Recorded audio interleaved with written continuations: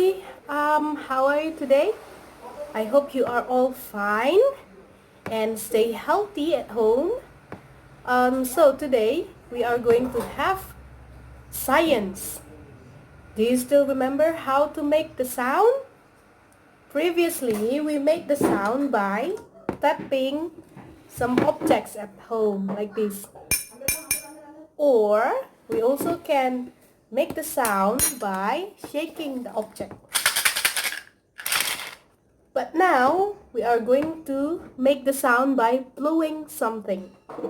So today I'm going to show you how to make the flute from the straw like this. See? Do you want to make some?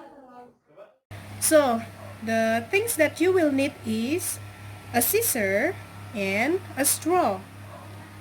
What do you need to do is cut the straw like this and cut the tip of the straw to make it sharp like this, and also the other tip, make it sharp.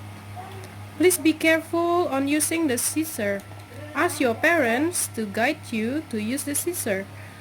Do it like this.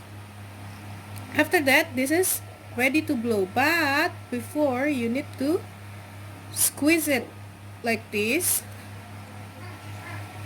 and then make it flat.